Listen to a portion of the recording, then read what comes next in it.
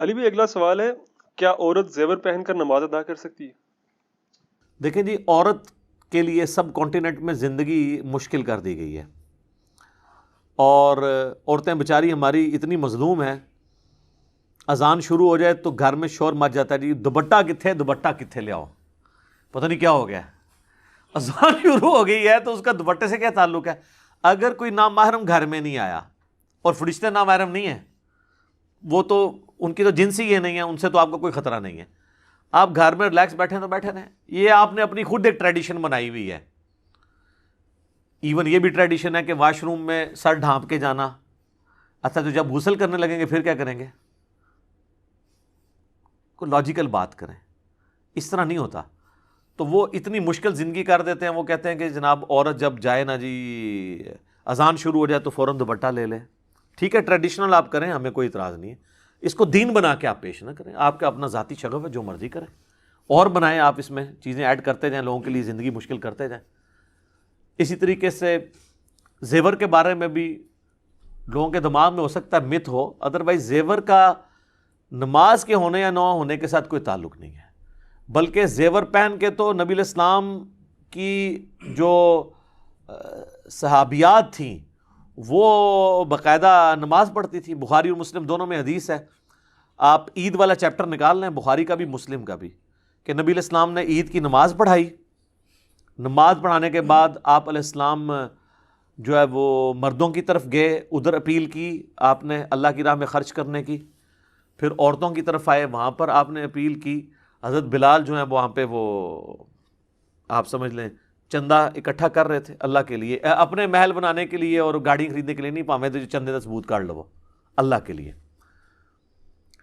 تو اس میں بخاری مسلم دونوں میں الفاظ ہیں کہ عورتوں نے اپنے کانوں کی بالیاں، اپنے بازوؤں کے زیور، اپنے گلے کے ہار بھی اتار کے ڈال دیے۔ تو یہ حدیث اس بات کا ثبوت ہے کہ وہ عورتوں نے زیورات کے اندر نماز پڑھی تھی۔ اس کے لیے آپ کو امام حنیفہ کو فیکس نہیں کرنی پڑے گی، یہ بخاری مسلم دونوں میں حدیث کے طور پہ موجود ہے۔ یہ کوئی ایسا مسئلہ نہیں ہے جو آپ کو استنباط، اتنا موٹا لفظ بولتے ہیں استنباط، عام بندے کی اہلیت نہیں ہے وہ قرآن و حدیث سے ڈائریکٹ مسئلے نکال سکے۔ اور یقین کریں یہ ان لوگوں کو فالو کر رہے ہوتے ہیں جو قرآن و حدیث سے ڈائریکٹ مسئلے اچھل اچھل کے باہر نکل رہے ہوتے ہیں نا، ان کو سائڈ پہ کر کے ان کے اپوزٹ مسئلے بتا رہے ہوتے ہیں۔ ان کو یہ کہہ رہے ہوتے ہیں یہ ہمارے امام ہیں، ہمارے بزرگ ہیں، جو مسئلے خود اچھل کے کہہ رہے ہوتے ہیں کہ یہ مسئلہ ہمارا یہ ہے، وہ کہتے ہیں نہیں تو سائڈ پہ ہو جا۔ ہاں صحیح بخاری مسلم دونوں میں نہیں ہے کہ نبی علیہ السلام نے اپنی جو نواسی تھی امامہ، اس کو گود میں اٹھا کے نماز پڑھی، فرض نماز پڑھائی، اور جب آپ سجدے میں جاتے تھے سائد پہ بٹھا دیتے تھے، جب قیام میں آتے تھے اوپر اٹھا لیتے تھے۔ ٹھیک ہے، تو آپ فقہ حنفی کا مسئلہ اٹھا کے دیکھ لیں، وہ کہتے ہیں جناب آپ بچہ اٹھا کے نماز نہیں پڑھ سکتے۔ ہاں اسی پلیٹ فارم پہ آپ کو سنن نسائی اور مسند احمد کی حدیث ضرور سنائی جائے گی کہ نبی علیہ السلام جب سجدے میں جاتے تھے، حسن و حسین کندھے پر سوار ہوتے تھے تو نبی علیہ السلام نماز لمبی کر دیتے تھے۔ یہ وہ مزہ ویل کر رہے ہیں، اور وہ فرض نماز ہوتی تھی، جب تک وہ بچہ اترتا نہیں تھا آپ علیہ السلام سجدے سے سر نہیں اٹھاتے تھے۔ اور فقہ حنفی میں مسئلہ انہوں نے یہ لکھ دیا ہوا ہے در مختار کے اندر کہ اگر آپ بچہ اٹھا کے نماز پڑھتے ہیں تو آپ کی نماز باطل ہے۔ ہاں اگر آپ کتا اٹھا کے پڑھ لیں تو آپ کی نماز درست ہے، لیکن اس کا منہ آگے سے باندھ لیں، کہیں زبان نہ مار دے، کیونکہ اس کی تھوک ناپاک ہے۔ سر اس میں نا بزرگوں سے ریکویسٹ ہے وہ ایڈ کریں کہ منہ بھی باندھ لیں اور ایک پیمپر بھی بنا دیں، ہو سکتا ہے نماز کے دوران وہ آپ کو تر و تازہ نہ کر دے اور الٹا نماز ہی جاتی رہے۔ یہ کون سا کتا ہے جس کو اٹھا کے نماز پڑھنے کی آپ کو ضرورت پیش آئی ہے؟ یعنی یہ اولیاء اللہ نے کتے پالے ہوئے تھے، اتنے شوقین مزاج تھے وہ کہ مطلب وہ کتے اٹھا کے نمازیں پڑھا کرتے تھے۔ یہ کون سے کتے ہیں؟ پالتو کتوں کو اٹھایا جاتا ہے نا، شکاری اور سیشن کتا تو کسی نے اٹھا کے نماز نہیں پڑھنی نا۔ تو اسلام میں تو صرف آپ شکاری کتا رکھ سکتے ہیں یا حفاظت کے لیے۔ بخاری مسلم میں حدیث ہے کہ جس نے شکار یا حفاظت کے علاوہ، ریوڑ کی حفاظت یا گھر کی حفاظت کے علاوہ، وہ بھی باؤنڈری سے باہر کتا پالا تو روزانہ ایک قرات اجر اس کے نام مال سے کم ہو جائے گا، اور ایک قرات اود پہاڑ کے برابر ہے۔ کتے کے اوپر لادہ سے میرا ایک کلپ بھی ہے، وہ آپ دیکھ لیں، شکار کے اوپر آپ لکھیں ڈاگ پالنا، ریبیز کے بارے میں بھی جو ہلکے ہو جاتے ہیں. تو جب یہ صورتحال ہو تو وہاں پر جو مسئلے یعنی کلیئر کٹ قرآن و حدیث سے نکل رہے ہوتے ہیں نا، اس کو تو یہ سائڈ پہ کر دیتے ہیں اور کہتے ہیں استنباط. ان کا استنباط یہ ہوتا ہے کہ کلیئر کٹ نکل رہا ہے ایاک نعبد و ایاک نستعین. اب اس میں سے نکالنا یہ ہے کہ بابوں کو کیسے پکارا جائے. یہ بزرگوں نے خدمت کرنی ہوتی ہے اسلام کی. بہت کر لی خدمت، ان ریٹائر ہو جاؤ، ان زمانہ بدل گیا. مرنے سے پہلے اے مسلمان کر لے اس پہ غور، کتابوں کا خدا اور ہے، بابوں کا خدا اور. تو عورت زیور پہن کے نماز پڑھ سکتی ہے. ٹھیک ہوگا جی. جزاک اللہ. علی بھائی اگلا سوال ہے، کیا نماز کی حالت میں عورت کے لیے سارے جسم اور سر کے بالوں کے ساتھ ساتھ ہاتھ اور پاؤں کو ڈھانپنا بھی ضروری ہے؟ اہل حدیث تھوڑی سختی کرتے ہیں اس مسئلے میں. ایک ویسے ضعیف روایت بھی ہے سنن ابی داؤد کے اندر پیش کی جاتی ہے، لیکن وہ روایت کمزور ہے، کہ بلکہ اس کو یہ بھی کہا جاتا ہے موقوفاً ہے ام سلمہ سے، لیکن پھر بھی اس کی سند کمزور ہے کہ عورت جو ہے وہ نماز کی حالت میں اس کا سطر یہ ہے کہ وہ اپنے پاؤں بھی ڈھانپے اگر وہ ایک چادر میں نماز پڑھ رہی ہے. تو یہ روایت تو کمزور ہے. بعض باقی روایتیں ایسی ملتی ہیں جس کی بنیاد پہ لوگوں نے یہ مسئلہ نکالا ہے. باقی امت کا اجماع اس پہ نہیں ہے. امت کا اجماع اس میں یہ ہے کہ چہرے کی ٹکیا، دونوں ہاتھ اور ٹخنوں سے نیچے والے پاؤں. عورت ٹخنوں سے اوپر نہیں کر سکتی، تہمد یا پینٹ یا اپنا پجامہ یا شلوار، اس نے ٹخنوں سے نیچے کرنا ہے. مرد نے اوپر رکھنا ہے. ابو داؤد میں حدیث ہے کہ ٹخنوں سے نیچے ہو تو نماز نہیں ہوتی اس کی. تو یہ وہ چیزیں جن کا قرآن میں سورہ النور کے اندر ذکر ہے، سورۃ العذاب میں، کہ یہ چیزیں وہ ہیں جو خود بخود ظاہر ہو جاتی ہیں، چہرے کی ٹکیا اور یہ اور یہ بھی اس صورت میں جب آپ محرم کی موجودگی میں نماز پڑھ رہے ہیں یا عورتیں عورتوں والی سائڈ پہ نماز پڑھ رہی ہیں. اگر مردوں کے ساتھ مکس گیدرنگ والا معاملہ ہے تو اگر تو یعنی مرد جو ہیں وہ صحابہ کرام ہوں اور عورتیں پیچھے نماز پڑھتی ہوں اور صحابہ کرام مڑ مڑ کے پیچھے تو نہیں ظاہر دیکھیں گے، تو پھر وہاں پہ تو عورت چہرہ کھلا رکھ کے بھی نماز پڑھ سکتی ہے. جس طرح ہم کہتے ہیں نا کہ وہ نبی علیہ السلام نے، اور وہاں اسی بخاری مسلم میں حدیث میں موجود ہے، نبی علیہ السلام فرمایا جب تک مرد سر نہ اٹھا لیں عورتیں سر نہ اٹھائیں، کیونکہ کپڑے بیچاروں کے مختصر ہوتے تھے، بعض کا شرمگاہ نظر آ جاتی تھی. تو حضور علیہ السلام نے یہ نہیں حکم دیا. جہاں اتنی غربت یہ سارا کچھ ہو، اللہ کے نبی کے پیچھے نماز پڑھ رہا ہو بندہ، تو ان چکروں میں تو نہیں پڑے گا نا وہ. تو اب تو خیر میں سمجھتا ہوں زیادہ بہتر معاملہ ہے کہ عورتوں کی جگہ ہی نماز کے لیے الگ بنی ہوتی ہے. وہاں پہ تو پھر کوئی ایسا سلسلہ نہیں ہے، سوائے اس کے کہ سی سی ٹی وی کیمرے نہیں ہونے چاہیے. وہاں پہ بھی کوشش بچنے میں ہی عافیت ہے. بعض اوقات انہوں نے کیمرے بھی لگائے ہوتے ہیں علماء نے امت کے وسیع تر مفاد کے لیے، تو وہاں پہ تو نہیں ہونے چاہیے کیمرے. اسی لیے میں کہتا ہوں مسجدوں میں اعتکاف کو بھی اوائڈ کریں، عورتیں گھروں میں ہی کریں اجتہاداً، کوئی مسئلہ نہیں ہے. کیونکہ اس طرح کے ایشوز پھر بڑی دور تک چلے جاتے ہیں، کئی ایک چیزیں پھر سامنے آنا شروع ہو جاتی ہیں، مسئلے خراب ہو جاتے ہیں. اس لیے عورتیں جو ہے نا وہ اپنے معاملات کو بڑا دیکھ سنبھل کے چلیں. باقی پاؤں اگر وہ ڈھانپ لیتی ہیں تو ٹھیک ہے، کوئی حرج نہیں ہے، لیکن یہ ان کے سطر کا حصہ نہیں ہے. جس طرح مرد کا سطر نماز کے لیے ناف سے لے کے گھٹنوں کے نیچے تک ہے، بشرطے کہ قمیض نہ ہو، ورنہ وہ بخاری میں حدیث ہے کہ اس شخص کی نماز نہیں ہوتی جب تک اس کا کچھ حصہ کندھے پر نہ ہو. تو وہ 2 چادروں میں آپ نے نماز پڑھنی ہے، ایٹ لیسٹ 2 چادریں. نہ ہو تو پھر تو تہمت بھی کافی ہے. تہمت بھی نہ ہو تو آپ فقہ حنفی سے رابطہ کریں، جس میں لکھا ہوا ہے کہ ایک جنگل ہے، اس میں 12 بندے ہیں، 12 ہی ننگے ہیں، تو امامت کون کروائے گا؟ اور پھر وہ کہتے ہیں جی دیکھیں جی یہ کس حدیث میں مسئلہ آیا ہے. ٹھیک ہے، اب اندازہ کریں آپ ایک مسئلے خود بناتے ہیں اور پھر حدیثوں کا مذاق اڑاتے ہیں. اس طرح کے تو کئی مسئلے میں نے آپ کے بزرگوں کے نکالے ہیں، ان کو نہیں پتہ. مجھے بتائیں کس بزرگ کی کتاب میں کینگرو کا مسئلہ لکھا ہے، پرانے بزرگ کے، کہ کینگرو حلال ہے یا حرام؟ زرافہ، ان بیچاروں کو تو ان جانوروں کا پتہ بھی نہیں تھا، تو اب میں ان کا مذاق اڑانا شروع کر دوں گا؟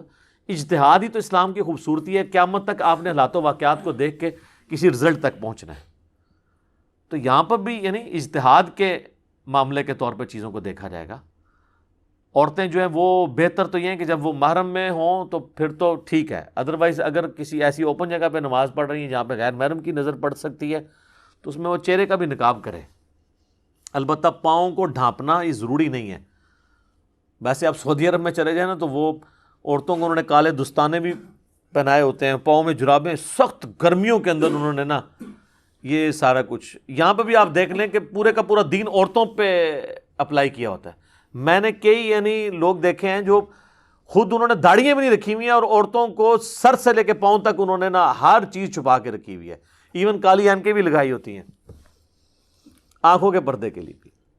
میرا خیال ہے اپنے حصے کا اسلام بھی تقریباً جو ہے نا آدھا انہی کے اوپر ہی ڈال دیا ہوتا ہے. ہم تو نہیں کر سکتے تو عورتوں کے لیے جو ہے نا زندگی مشکل کریں. تو اگر کوئی عورت لمبا کوئی اس طرح کا پہننا چاہتی ہے ضرور کرے, لیکن یہ اوبلیگیٹری نہیں ہوگا. قرآن میں واضح یعنی موجود ہے کہ وہ چیزیں جن کے لیے چھپانا یعنی ایک عام حالت میں بھی یہ کھلی رہتی ہیں چیزیں. تو چہرہ جو ہے بہرحال اس میں احتیاط کرنی چاہیے اگر غیر محرم کے سامنے. اگر گھر میں ہے تو پھر آپ کوئی مسئلہ نہیں. البتہ یہ حدیث ہے سنن نبی داؤد کے اندر, نبی صلی اللہ علیہ وآلہ وسلم نے فرمایا کہ جب عورت بالغہ ہو جائے تو اللہ تعالیٰ ننگے سر اس کی نماز قبول نہیں کرتا. نابالغ چھوٹی بچی ہے تو وہ ننگے سر بھی نماز پڑھ سکتی ہے, بالغہ عورت ننگے سر نماز نہیں پڑھ سکتی. اور ننگے سر کا مطلب اس کا سر پورا, اس کے بال ڈھانپے ہوئے ہوں اور ایسی چادر اس کے اوپر ہو جس میں سے بالوں کی سیاہی بھی باہر نہ چمکے, کیونکہ جسم چھپایا جاتا ہے نا, کپڑا تو اسی مقصد کے لیے پہنا جاتا ہے. اگر آپ اتنا باریک کپڑا پہن لیں کہ جسم نظر آئے تو وہ تو آپ کا ستر نہیں ہے. جس طرح آج کل بہت کاٹن کے باریک اگر کپڑے آپ نے سفید رنگ کے پہنے ہوئے ہوں تو جسم اندر سے نظر آ رہا ہوتا ہے, کالے ہوں تو پھر بھی پردہ رہ جاتا ہے, یا کوئی ڈارک کلر کے اس میں بھی کوشش کرنی چاہیے موٹا کپڑا. اس طریقے سے اگر باریک دوپٹہ سر پہ اوڑھا ہوا ہے, ویسے عورتوں کو یہ بات پتہ ہے وہ ڈبل ٹرپل کر کے اوڑھ لیتی ہیں, بال نکلے ہوئے نہ ہوں. بالغہ عورت ہے تو اس کی نماز قبول نہیں ہوگی اگر ننگے سر وہ نماز پڑھ رہی ہے. اچھا, اس کو مس یوز بھی کیا گیا ہمارے لوگوں نے نا پردے کی ترغیب دلانے کے لیے. میں نے خود ایسی پوسٹیں دیکھی ہیں فیس بک پہ جن پہ لکھا ہے کہ جو عورت ننگے سر رہتی ہے اللہ اس کی نماز ہی قبول نہیں کرتا. اس کو اس رنگ میں بدل دیا, حالانکہ وہ الفاظ یہ تھے کہ جب عورت بالغہ ہو تو ننگے سر نماز قبول نہیں ہوتی, یعنی نماز کی حالت میں اس کا سر ننگا نہیں ہونا چاہیے. یہ اسی طریقے سے وہ جیسے صحیح بخاری میں حدیث ہے نا, اس کا ترجمہ بھی انہوں نے غلط کیا ہوا ہے کہ سب سے بہتر وہ ہے جس کی سب سے زیادہ بیویاں ہوں. صحیح بخاری کی حدیث. سر قرآن میں تو لکھا ہوا ہے کہ یہ صرف اجازت ہے 2 3 یا 4 تک, اور پھر اللہ تعالیٰ نے فرمایا اگر خدشہ ہو انصاف نہیں کر سکو گے تو 1 پہ اکتفا کرو. قرآن میں تو 1 کو پریفریبل کہا گیا ہے, زیادہ کی اجازت ہے. اب وہ بخاری کی حدیث ہمیں بھی ایک دفعہ کسی نے بھیج دی, میں نے کہا میں پڑھوں مطلب یہ حدیث, تو وہ حدیث کچھ اور تھی. وہ عبداللہ ابن عباس شادی کی ترغیب دلاتے ہوئے کہہ رہے تھے, چونکہ اس زمانے میں بھی یہ ایک چیز آ گئی تھی نا, بخاری مسلم میں کئی احادیث اس پہ گواہ ہیں. کئی صحابہ نے حضور سے کہا کہ ہم شادی نہیں کریں گے, اور ایک 3 صحابہ والی حدیث بھی ہے, اور بھی کئی احادیث ہے. تو نبی اسلام نے فرمایا رہبانیت اسلام میں نہیں ہے, نکاح میری سنت ہے, جو میری سنت اغراض کرے گا وہ مجھ سے نہیں ہے. تو اسی کانٹیکسٹ میں نا عبداللہ ابن عباس بیسیکلی نکاح کی ترغیب دلا رہے تھے. ترغیب دلاتے ہوئے انہوں نے کہا کہ جو سب سے بہتر انسان تھا نا اس کی تو اتنی ساری بیویاں تھیں, یعنی نبی علیہ السلام, کہ نبی صلی اللہ علیہ وآلہ وسلم نے اتنی بیویاں کی ہوئی تھیں. سب سے بہتر انسان اللہ کا متقی پرہیزگار بندہ تو وہ ہے. تو شادی کرنا کوئی عیب والی بات نہیں ہے. اگر یہ عیب ہوتا تو اللہ کے نبی علیہ السلام نے تو زیادہ شادیاں کی ہوئی تھیں. جو مخلوق میں سب سے بہتر تھا یعنی رسول اللہ افضل الخلق, اس کا انہوں نے ترجمہ اس طرح کنورٹ کر دیا کہ سب سے بہتر وہ ہے جس کی سب سے زیادہ بیویاں ہوں. تو وہ ہم تھوڑی سی عقل اپنی بھی استعمال کر لیا کریں کہ یہ ترجمے کس طریقے سے کس طرف لے کے جائے. اور بعض کا ایسے ہو جاتا ہے تھوڑا سا وقف کرنے سے رکنے سے, اٹھو مت بیٹھو, اگر آپ اٹھو مت کے اوپر رک جائیں تو اس کا مطلب ہے اٹھو مت بیٹھ جاؤ, اور اگر آپ نہ رکیں تو اٹھو پہ رک جائیں, اٹھو مت بیٹھو تو اس کا مطلب ہے اٹھ جاؤ. ایک ہی جملہ ہے, تھوڑی سی اس کی ٹون بدلنے سے, وقت کرنے سے, بدلنے سے کیا بن جاتا ہے. تو وہ لوگ اپنے اپنے مطلب اس میں سے نکال لیتے ہیں. تو اس طرح حدیث کے اندر جو ہے وہ یہی ہے کہ جو بالغہ عورت اس کے ننگے سر نماز نہیں ہوتی، اس کو سر ڈھانپ کے نماز پڑھنا پڑے گی، یہ اس کا مطلب ہے۔ واش روم جانے کے لیے بھی سر ڈھانپنا کوئی ضروری نہیں ہے، غسل کرنے کے لیے بھی سر ڈھانپنا کوئی ضروری نہیں ہے۔ عام حالت میں عورت اپنے گھر میں ریلیکس رہنا چاہتی ہے، اس کو کسی بھی صورت میں اس طرح کے اضافی کپڑے رکھنے کی ضرورت نہیں ہے اگر کسی غیر محرم کی اس پہ نظر نہیں پڑ رہی۔ البتہ بعض یعنی جسم کے حصے وہ ہیں جو آپ محرم سے بھی سوائے اپنے خامند کے اس کو لوگوں پہ ایکسپوز نہیں کریں گے، اس لیے قرآن میں آنا ہے کہ ایک اضافی چادر سینے پہ رکھنی ہے، اور عورتیں رکھتی ہیں، گھروں میں بھی رکھتی ہیں عام حالت میں بھی، وہ اپنی جگہ۔ میں بات کروں چہرہ کھلا ہونے کے، یا ایون ایک عورت اپنے باپ کے سامنے آتی ہے، اس نے ویسے دوپٹہ لیا یا دوپٹہ اس کا گر گیا، بال ظاہر ہوئے ہیں، تو اس کے باپ کے لیے تو وہ پردہ نہیں ہے اس کے بالوں کے ساتھ، باپ بیٹی کا تو رشتہ بہت عظیم ہے، ٹھیک ہے، تو وہ معاملہ بالکل الگ ہے۔ تو اس طرح چیزوں کو مکس کرنے کی ضرورت نہیں ہے، ٹھیک ہو گیا؟ جزاک اللہ۔ علی بھائی اگلا سوال ہے، کیا نماز کے لیے عورت پر بھی جوڑا کھولنا ضروری ہے جیسا کہ مردوں کے لیے بالوں اور کپڑوں کو سمیٹنے کی ممانعت آئی ہے؟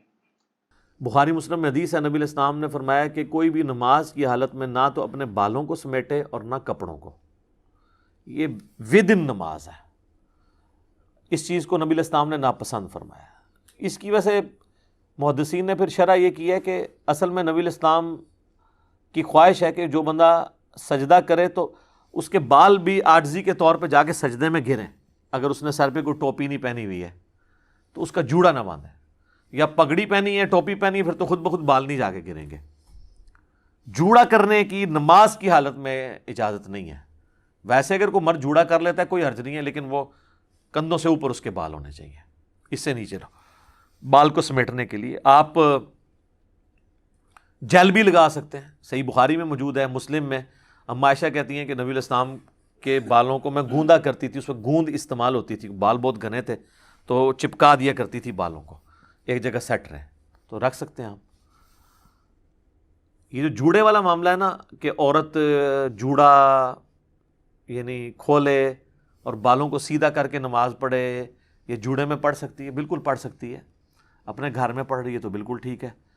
رہا پبلک پلیس کے اوپر اس طرح کا جوڑا بنانا کہ وہ سر پہ اس طرح ابھرا ہوا باہر سے نظر آئے، جس طرح کئی عورتیں جو ہیں وہ اپنے بالوں کو نمایاں کرنے کے لیے اپنے جسم کے نمائش کے لیے حرکت کرتی ہیں، وہ تو غلط ہے۔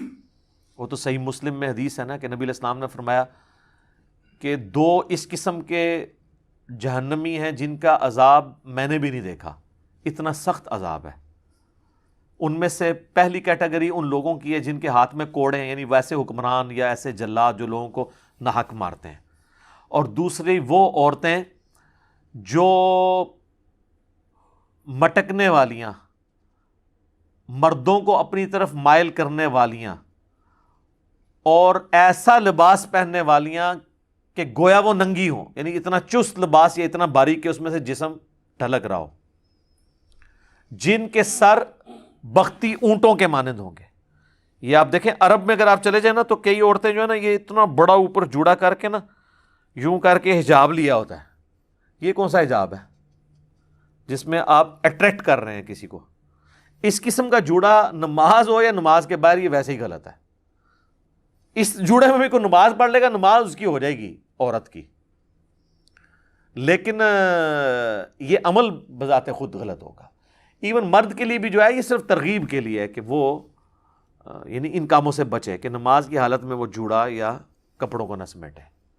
اب بعض کا لوگ پینٹ میں نماز پڑھ رہے ہیں، اب سجدے میں جانے لگتے ہیں تو تھوڑی سی پینٹ ان کو سمیٹنی پڑ جاتی ہے، ادروائز پینٹ پھٹ سکتی ہے، تو وہ اتنی چوڑی نہیں ہوتی، ڈریس پینٹ نہ ہو تو وہ ایک معاملہ الگ ہے۔ یہ چیزیں پریفریبل ہیں، یہ اس طرح کی چیزیں نہیں ہیں جن سے حلال و حرام کا مسئلہ اخذ ہونا شروع ہو جائے۔ تو بہتر یہ کہ عورت جو ہے وہ جوڑے کو اوائڈ ہی کرے، بال سیدھے رکھے نماز کے لیے بھی، لیکن بعض اوقات وہ وقتی طور پہ سمیٹنے پڑ جاتے ہیں، کوئی حرج نہیں ہے۔ اور اس میں ایک میں شرعی مسئلہ بتا دوں، بخاری مسلم میں یہ بھی حدیث ہے، اما عائشہ کہتی ہیں کہ نبی علیہ السلام ہمیں حیض کے بعد جب غسل کا حکم دیتے تو حکم دیتے کہ جوڑا کھول کے ہم غسل کریں، اور عام غسل جنابت میں آپ ہمیں چٹیا یا جوڑا کھولنے کا حکم نہیں دیتے تھے، یعنی جو بال باندھے ہوتے تھے چٹیا، تو وہ بس چٹیا کے اوپر ہی ہم پانی بہا لیں، بس سر کی جڑ تک پانی پہنچ جائے، عورتوں کو اللہ نے یہ آسانی دی ہے کہ وہ حیض کا غسل تو بال کھول کے کریں گی، اس زمانے میں تو پانی بھی ایشو تھا، اور عام جو غسل ہے نا اس کے لیے ان کو کوئی پانی اتنا زیادہ استعمال کرنے کی ضرورت نہیں. لیکن آج کل تو ویسے ہی مسئلہ نہیں ہے، شاور ہے، پانی کھلا ہے، زمین نے اپنے خزانے اگل دیے ہیں، اب تو یہ ایشوز ہی ختم ہو چکے ہیں. ٹھیک ہو گیا. جزاک اللہ.